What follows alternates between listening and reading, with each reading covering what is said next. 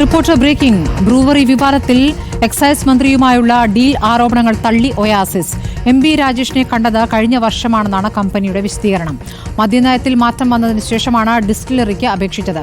Ethanol factory സ്ഥാപിക്കാനാണ് വ്യവസായ വകുപ്പ് ക്ഷണിച്ചതെന്നും company വ്യക്തമാക്കി. VS രഞ്ജിത്ത് വിവരങ്ങളുമായി. രഞ്ജിത്ത്, എന്താണ് ഇപ്പോൾ ഒയാസിസിന്റെ വാദം? നേരത്തെ പുറത്തുവന്ന വാർത്ത നയം വ്യത്യസ്തമാവുന്ന ഘട്ടത്തിൽ മദ്യനയം വ്യത്യസ്തമാവുന്ന ഘട്ടത്തിൽ ഈ സംഘം എക്സൈസ് മന്ത്രിയെ കാണുന്നു, സർക്കാരിനെ കാണുന്നു. അവിടെ നമ്മുടെ നയം ഈ രൂപത്തിലല്ല എന്ന് പറയുന്നു. അവർ മടങ്ങിപ്പോകുന്നു. അതിനുശേഷം വളരെ പെട്ടെന്ന് നയം മാറുന്നു. 2023 നയം മാറ്റം ഉണ്ടാകുന്നു എന്നുള്ളതാണ്. അതിനുശേഷമാണ് ഈ അപേക്ഷയുമായി ഇവരെത്തുന്നത്. അപ്പോൾ അവർക്ക് വേണ്ടിയാണോ മദ്യനയം മാറ്റിയത് എന്നുള്ള ആരോപണമാണല്ലോ ഉയരുന്നത്. അപ്പോൾ അതിനെ ഖണ്ഡിക്കുന്ന പ്രതികരണമാണോ ഇപ്പോൾ ഒയാസിസിന്റെ ഭാഗത്തുനിന്നുള്ളത്? സ്മൃതി, അതിനെ പൂർണ്ണമായും ഖണ്ഡിക്കുന്നൊരു വാദമല്ല. കാരണം 2023 മദ്യനയം മാറുന്നതിന് മുൻപ് തന്നെ ഈ കമ്പനി ഇവിടെ വരികയും എത്തനോൾ ഉൽപ്പാദനത്തിനുള്ള അനുമതി തേടുകയും ചെയ്തിട്ടുണ്ട് എന്നുള്ളത് കമ്പനി സ്ഥിരീകരിക്കുന്നുണ്ട്. അത് വെറും എത്തനോൾ ഉൽപ്പാദനത്തിന് വേണ്ടിയായിരുന്നു. ഒരു പക്ഷേ അവിടെ ഡിസ്റ്റിലറിക്ക് വേണ്ടിയുള്ള അനുമതി കൂടി തേടിയിട്ടുണ്ടാവാം. ആ ഘട്ടത്തിൽ അത് നിഷേധിക്കുകയും ചെയ്തിട്ടുണ്ടാവാം.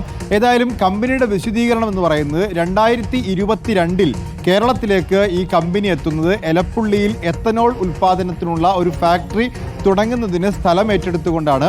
അവിടെ ആ സ്ഥലം ഏറ്റെടുക്കുന്നതിനോടൊപ്പം ഓയിൽ കമ്പനികളുടെ ടെൻഡറിൽ പങ്കെടുക്കാൻ വാട്ടർ അതോറിറ്റിയുടെ ഒരു അനുമതി പത്രം, അതായത് ജലലഭ്യത ഉറപ്പുവരുത്തുന്ന ഒരു പത്രം കൂടി ആവശ്യമുണ്ട്.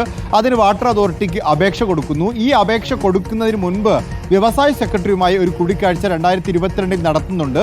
വ്യവസായ സെക്രട്ടറി അവർക്ക് വാക്കാൽ ഉറപ്പ് കൊടുക്കുന്നത് ഈ പദ്ധതി മലിനീകരണം ഉണ്ടാക്കുന്നതില്ല എങ്കിൽ ഈ കമ്പനിയെ ഞങ്ങൾ എത്തനോൾ ഉൽപ്പാദനത്തിന് സ്വാഗതം ചെയ്യും എന്നുള്ളതാണ്. ആ സ്വാഗതം ചെയ്യുന്നു എന്നുള്ള പ്രയോഗമാണ് വാട്ടർ അതോറിറ്റിക്ക് കൊടുത്ത കത്തിൽ ഇൻവൈറ്റഡ് എന്ന് പറഞ്ഞ് ഈ കമ്പനി സൂചിപ്പിക്കുന്നത്. അതായത് സർക്കാർ ക്ഷണിച്ചു എന്ന അർത്ഥത്തിൽ ഈ കമ്പനി ഉപയോഗിച്ചിട്ടുള്ളത് ഈ വ്യവസായ സെക്രട്ടറിയിൽ നിന്ന് കിട്ടിയിട്ടുള്ള ഒരു ഉറപ്പ്, അത് വാക്കാൽ കിട്ടിയിട്ടുള്ള ഉറപ്പാണ്.